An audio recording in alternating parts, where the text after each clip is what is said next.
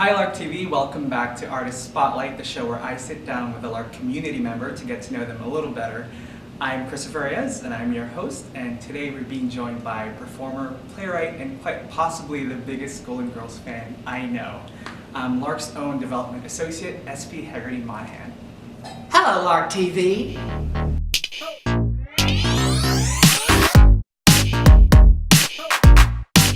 Thank you so much for joining us today, SP. Thanks, You're my second guest, so this is very early on in the process. I swear I thought you were about to say you're my second favorite Larky. I was like, oh wow, that's like, can you imagine? Like, feels very high on the list and very exciting. Yes. Also, Pat. Thank you. Yeah. So I usually start this with just asking your origin. I'm a big fan of origin stories. So what is your origin story? How did you find yourself in theater?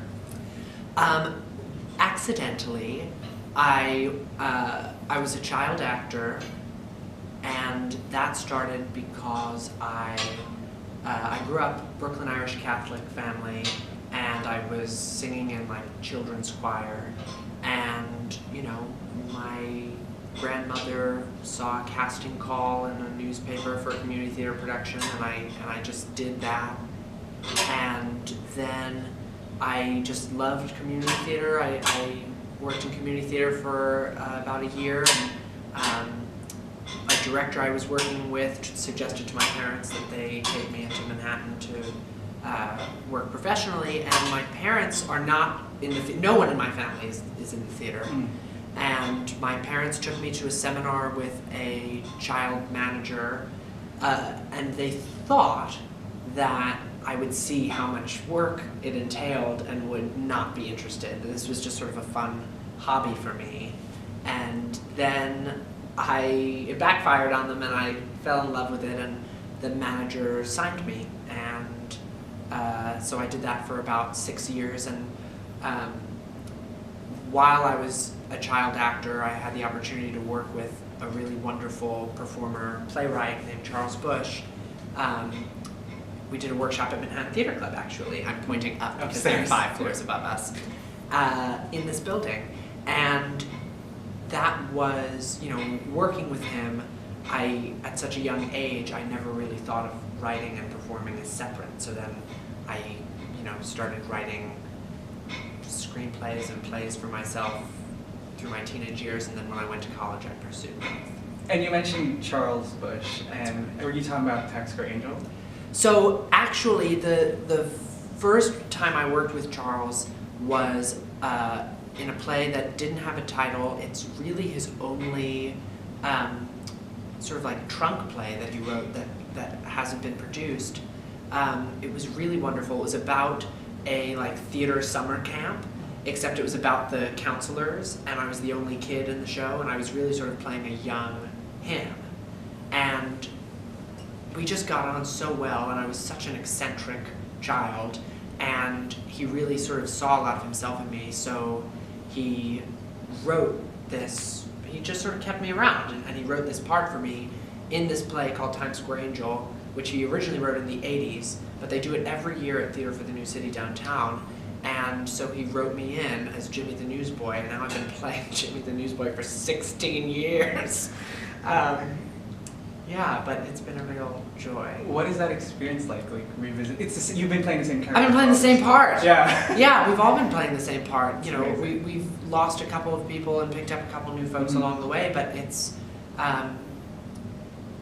really amazing. I mean, on the one hand, more than it is a theatrical experience for me, it's like my holiday tradition that I sort of cherish the most, because it's my most long-standing, you know. For 16 years, every like third Monday in December, I do this, just like, it's one night only, right? It's one night only. And it's just such an amazing thing to do with one's holiday season, especially when you're a kid. You know, most of the cast is in drag, yeah. And it was just like a really, just miraculous way to grow up. So that's Times Square Angel. That's amazing. What does it feel like to play the same character, like, consistently? Does it feel like you step out of it and then every year it's like, oh, let me get back into that character, or does it feel so natural at this point? No, no, truly, like at this point, it is so I know all of the lines, including other people's. Also because I was a kid when I started doing it, so like, it's truly in my bones. I don't even really have to think about it, to the point where I have this like one monologue in my first scene in it, and I truly don't even think about it anymore, and will get off stage and sort of like return to myself and be like, oh wow, I did that, I totally wasn't even, I'm almost able to zone out, because I've been doing it since I was 11. Like there's no review of, that's amazing. Yeah. And you went to Fordham, right? For school? Yes. I was very interested in pursuing both playwriting and performance, and Fordham had 2 programs I thought were both strong, and they let me do both. Mm-hmm. So I double majored in Fordham, and I loved it there. Yeah. And you wrote a piece right there that called DIVA. It was DIVA at the time, and now it's called DIVA Live from Hell. God, I know, I researched You've really it. done your research, yes! It's so odd to be sitting like a few desks away from you, and every time I just felt your presence behind me, I was like, close the tab. It's weird. How I never noticed. I was too focused on getting to the kitchen. I was too focused on getting to the cookies in the kitchen. That's amazing. Great. I feel less creepy now. But yeah, so it started out as DIVA, right? And now it's called DIVA Live from Hell. And then it was recently performed like a few months ago now. At this point, it's been almost a year. I can't believe it's been so long, but it's been almost a year since I last did it. It started when I was a junior at Fordham, and there's a theater company of a lot of Fordham students. It's like half Fordham, half Yale. It's called Less Than Rent Theater, and I've been involved with them since I was a sophomore in college. And my junior year, I was in a production of theirs, at under St. Mark's, at like a basement black box on St. Mark's Place, but it felt very glamorous. Yeah. And I was in this play that I loved dearly by playwright James Presson, and the company, was, for a small like college company, was really getting a lot of attention, and the playwright of this play, James, had won the Fringe Festival with an earlier production of an adaptation of Richard III, and so this theater festival called United Solo reached out to James and to Less Than Rent and said, we'd really love to invite you to apply if you have any solo material. And so they just asked me, would you have any interest in doing a solo show? And I was like, yeah, I really would. And then they said, great, so the deadline is in 3 weeks. Do you think you could put something together in 3 weeks? And I just said yes. And not wanting to shy away from the challenge, I decided to not just do a solo show, but to play 5 characters and have it be a musical to the music of Gilbert and Sullivan, where I've rewritten joke lyrics to the music of Gilbert and Sullivan. It was a profoundly stupid thing for me to decide to do. But I had it in time, and really the reason I did it was because of my relationship with Charles, and his early career had been in solo work, and I knew that, and he had always encouraged me to do something like that. And it was the same thing where he did these sort of, camp comedies where he played multiple characters. And so I sort of wrote it to to put myself to that test of doing the thing that he had been encouraging me to do. And then that was in April of 2013, and then we did it at Theatre Row in the United Solo Festival in October, and we won the festival's and backstage audience award, which was very nice. And because we won that, we got more attention than it had any right getting. And a composer, lyricist named Alexander Sage-Oyan approached me and said, I know that you have the Gilbert and Sullivan and others, and the sort of joke version of the score, and I'd really like to turn it into an actual musical.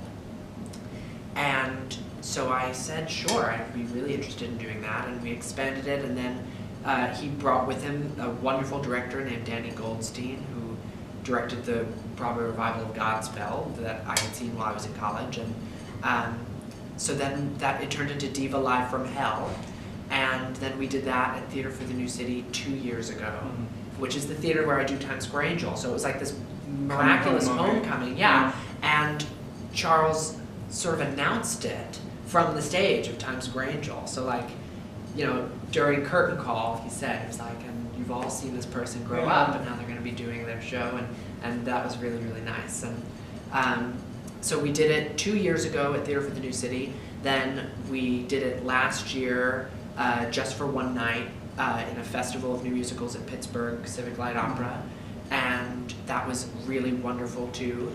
And now it's going to be published like in a month, and it's licensed by Dramatist Play Service, and other people can do it. Yeah. And I don't have to worry about fitting into the costumes anymore. It's amazing. And can we talk about the show itself? Because it's from what I could research, it's about a dethroned high school drama queen who murders her arch nemesis. That's great. And there's a lot of, you mentioned that there's a lot of inspiration from Glee.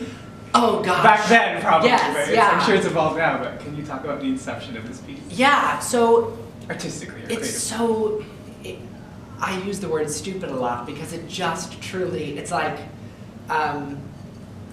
So, the advice that like you get, I remember it so clearly. The personal finance class I took in high school, and they're like, if you start saving money now in college, you know, you later in life will thank yourself for it. And it's like the thing I thank myself for was being so stupid in high school that I hated Glee so much.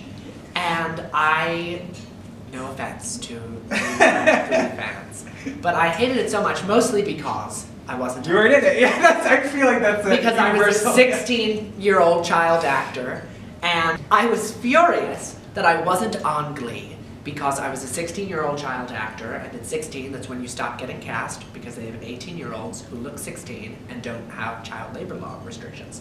So, I was livid, and the cast of Glee was all like 30 anyway, and so I wrote for myself an outline for a 5-season television series that was, at the time, it was like Glee meets Dexter, which was my other show at that time when I was in high school. That was in its early seasons. And so it was like going to be about, a high school drama club president who then like murders the rival. And it really, as it developed, it became, like Charles's work, which is often like sort of a riff on or inspired by classic movies, classic film and theater, it became sort of all about Eve and Sunset Boulevard, but set in this gay boy in a high school drama program. And and that's what it turned into. But yes, I still have, a 5-season outline of a television series that I at 16 thought I was going to write for myself. You can still shop it now. If anyone's looking. I've got a show Bible for you, and it's, I feel like Ryan Murphy would pick that up. But see, I can't. I'm still too mad at him. I haven't forgiven him yet. Maybe I should. Yeah. I forgive you, Ryan. Just send a contract. You know what? All is forgiven. You gave me Betty and Joan. That's true. I forgive you. You may now buy my series that I wrote at 17. I'll sell it to you. And what is it? I am so fascinated by like solo shows, because I think it's such a different beast to perform and to write and to. So what is that process like for you? Was this the very first solo? This was the very first. This is the first and only. Yes. Yeah. And it's so hard for me to talk about because there's so much flack that solo shows get, because they necessarily are self-indulgent. They just sort of necessarily are, unless you're writing a solo show for another person, in which case it's sort of indulgent of that other person. You're writing a vehicle for someone. It is like a necessarily self-serving thing. But what I didn't want to do, because I was 20 when I was asked to write it, is I wasn't going to write like a memoir. I just didn't have enough interesting things happening in my life yet. Yeah. And so I just wrote it like a play. And that was it. My first draft, in fact, that was the note I got from Charles on my first draft, is that I had too much back and forth dialogue, and he counseled me that it would be difficult. I'd get a crick in my neck having to switch back and forth between playing the characters that much. And so then I sort of turned them into monologues, and then I sort of went back a little bit and found the happy medium. But I just wrote it like a regular play and it helped because the form is like about a, narcissistic drama club president, and so it felt perfect that then that person would then play all of the parts in their own story. So like, I feel like the content of the story is actually well served in the form of a solo piece. And then you also recently, Aunt Jack was recently performed at Vermont Pride Theater, which was a year ago, right? July last year? Yeah, that was last year. That was, this past July. It was at Vermont Pride Theater and at Empire Stage in Fort Lauderdale, Florida. They ran at the same time. And what is that? Yes, I was like, and I'd forgotten the question. Yeah. That play is about it's like a queer family of the 21st century, and so it's two gay dads who in the 90s raised a child with their lesbian best friend who was the surrogate, and now that child, like in the present, having their own sort of identity crisis, and it's about the differences. I feel like there's a lot of intergenerational tension in the LGBT community, and I, having grown up surrounded by people who lived through the AIDS crisis and who were there, it feels like, at the ground zero of the LGBT experience. And also personally, as someone who has a much older frame of reference, and I often sort of have to find my way into millennial queer culture, because it doesn't come to me naturally or easily. I wanted to sort of write through those anxieties and those tensions that I was feeling. Because there are things that I feel like, sometimes I feel like younger people are not kind enough or not understanding enough of what, the heroes and survivors of that era went through. And then I also do feel sometimes like they give us undue flack and they don't listen to some of the things that people are going through now, particularly when it comes to gender and gender identity. That's something that I feel like there's a lot of resistance to. And so the play sort of explores that and who gets to call themselves gay, and that's what the play is about. It's a comedy, and we're going to do it in New York in June.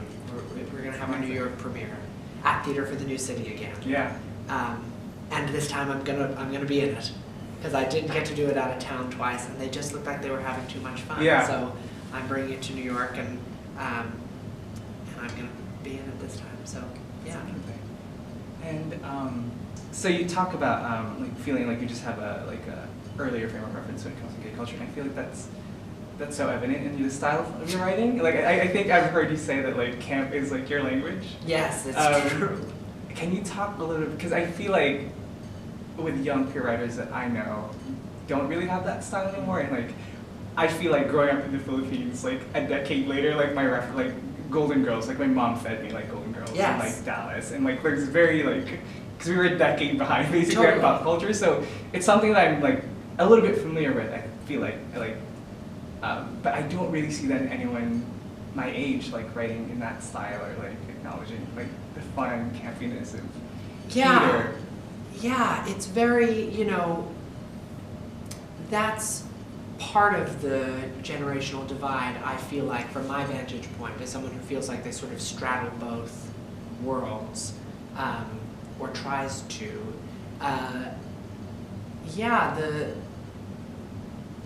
in a world where being queer is not acceptable, the queer community had to create its own language in order to, first of all, to communicate, to know if the person you were talking to was gay or not, to let them know that you were gay. And so that's how the sort of gay counterculture emerged, is out of necessity of communicating in a world where you were not allowed to do so openly. And I just sort of naturally, like as a kid, gravitated towards those frames of reference. I loved older movies. I loved like the larger than life leading ladies of the past of cinema and theater, and I always was sort of just out of step with people my age. And in terms of intergenerational like tension too, can we talk about ed time? Yeah, can we? I think. Okay. Well, I think so. Okay. I think so. Yeah. Can you tell us what that is? Yes. So the idea for this, I can claim no credit for. It was brought to me by a fabulous director, young director named Scott Davis, who is himself just an absolute savant of queer culture, and is also sort of so engaged in this question of how our contemporary, our present experience is in conversation with the past. And I saw a fabulous piece that he developed at this political art series that did at Hero Art Center that was responding to the book Faggots by Larry Kramer, which not only is it Larry Kramer, but it's Larry Kramer pre-AIDS crisis. So it's 1970s Larry Kramer wrestling with gay culture then. And there is so much conversation between the contemporary queer experience and the one then. If we just sort of let certain linguistic and cultural frame of reference divides go, we would realize that the experience is so much still the same. And so Scott approached me and said, in spite of all of the other plot lines that are in the Golden Girls, including Blanche's gay brother, and then he gets married, there's a gay marriage plot, and it's the 80s when that happened. There's this one character who's unseen but is constantly talked about, and that's Dorothy, which is the B. Arthur's character. It's her brother Phil, who is a cross-dresser, is how they refer to him, and he is sort of the butt of a ton of jokes. And then late in the season, spoiler alert, but you're 30 years late, he dies. And it becomes this like big dramatic episode where Phil has died and they go to the funeral and he's buried in women's clothing. And then Sophia, the mother, has to sort of come to terms with, she's wrestling with what did I do that made him the way that he is. And then finally, Phil's wife, Angela, the episode ends with her saying like, he was a good man, he was a good person. And it's so interesting that we never see this person, we never hear about this person's life from their point of view. And so Scott said, I'd really love to explore sort of that concept of an unseen character who is queer. So what we've done is, and it's in the very early stages of development still, but we've got a first draft where it's basically like a group of queer men in the late 80s, early 90s who make like their own amateur sitcom where they like dress up in drag and play female characters. And what's so fascinating to me about Phil in the Golden Girls, even though we don't see or hear from him, is that you know, he's a like blue collar guy, lives in a trailer park, grew up in Brooklyn like I did, and I have wondered so often, like if I hadn't met Charles, if I hadn't lived if I hadn't been born, had simply the luxury of being born in the year that I was born, would I have had the vocabulary to discern my identity in the same way that I do now? And the obvious answer is no. And so I'm sort of working through an imaginary version of what it would have been like to wrestle with questions specifically of gender identity in a time when that language, particularly if you were not in, you know, an East Village scene in New York, how would you have developed that language to come to terms with yourself or to understand who you are and what the things that you're feeling inside are? And so that's what Ebb Tide's about, and it's basically these like 4 men making their own Golden Girls in a universe where like the Golden Girls doesn't exist. And yes, and you read. I did. And you read as we were developing in December, and you were marvelous. Thank you. That's another one thing that your relationship with Charles that I really think about is the idea of representation, especially as like growing up as a queer person. And one thing that me as a playwright I constantly think about is like who had like what responsibility or like what right you have to write certain stories. Like that's still something that I'm very much questioning whenever I write. And you recently wrote a blog post for the Lark called Dear Cisgender Writer, basically saying that cisgender writers should be able to write trans characters into their plays in the same way that they exist in the universe. Yeah. And yeah, can we talk a little bit about that? Yes, please. Yeah. Yeah, I did. I wrote this blog post sort of like on a whim, you know. I love the blog. I truly love the Lark blog so much and the content that I read on it so much. And, you know, Olivia George, who's our communications manager, hi, OG, like just sort of offered it to me as like, if you ever want to write a blog post. And just that simple gesture, I was like, oh my gosh, what is the thing that I sort of am thinking about and want to say? And that, I wrote this article that not only says that cis writers should be able to include trans characters in their world, but explicitly asking them to. And this is controversial, not a closed book by any means. And so, in response to what you were saying about wondering whose stories, you know, can I tell, I definitely do feel like I'm not putting out a call for cis writers to tell the Sylvia Rivera story or the Marsha P. Johnson story. If Warner Brothers is making a biopic of Marsha P. Johnson, I want a trans person to be hired to write that story. However, there are 2 plays on Broadway right now that both of which have over 30 people in the cast. You know, one of which, they play multiple characters, has like 80 characters in the play. None of those people is trans. Yeah.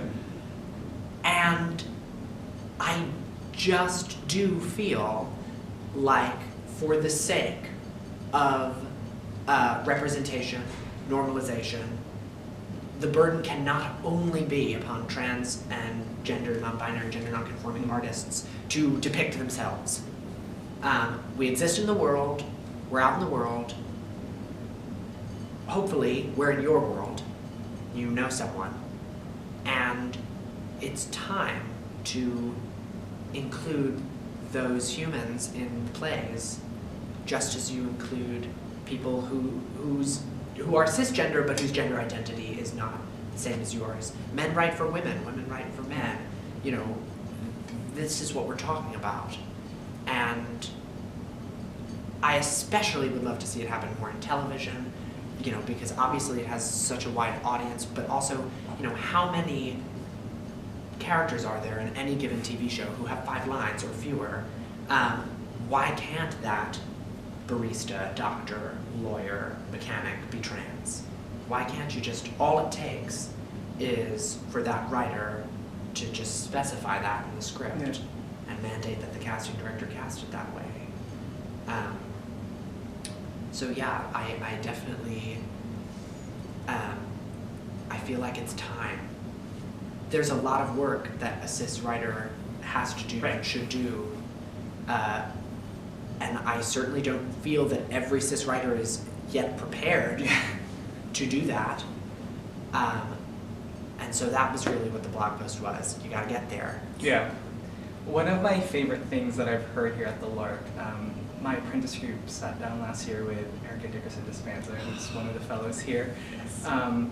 And we kind of asked sort of the same question. I think like that's a question that a lot of early career playwrights ask. And she said something along the lines of, write freely but responsibly. And I feel like, I know. And I feel like that's something that you were sort of getting at. So I have a quote here, and I think this was but your question is, does that trans character have an interior life that is expressed honestly, respectfully, and yes, authentically? And then there's also, I think we talked about the gaps of like queer culture now, and I feel like there's this moment right now where people are being called out, and I feel like I have a response to that where I'm like, oh my god, I'm fucking up so bad whenever that happens. And I feel like there's a patience with like the older queer generation that I don't think is really present right now. And you said something in that same blog, basically, you said being called out is good for you. Because now you have the opportunity to learn, to expand and deepen the humanity of that trans character, to expand and deepen your own humanity. And I felt like to me, that's such a foreign concept in accepting being called out. I know, it's so weird. because being called out doesn't feel good. No, and we don't like it when it happens to us. But it's happening to us because something we've done has made someone else not feel good, or has, someone who's an ally is trying to educate us before we say something to a person and might hurt them. So it's such an act of profound generosity to call out, and if we could receive it as such, and of course, like, we're going to feel badly for causing harm, as we should. So, like, if I step on someone's foot, I'm gonna feel happy about it. So, like, this is something even more serious, and I feel like that is a huge fear, because people take it so permanently. That if they're called out, it means they failed.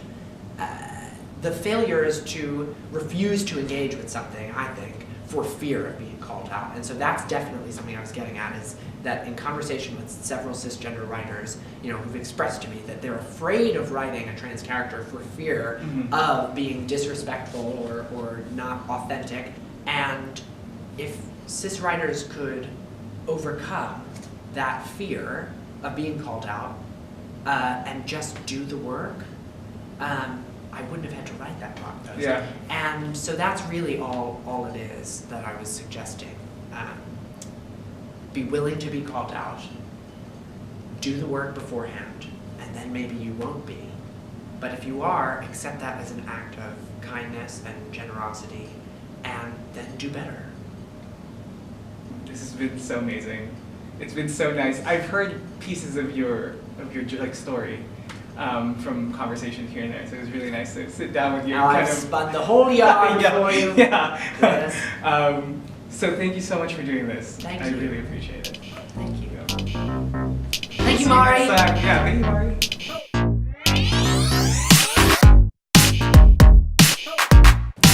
You're watching Lark TV. Don't forget to like, comment, subscribe, and donate. Please give us your money. My job depends on it.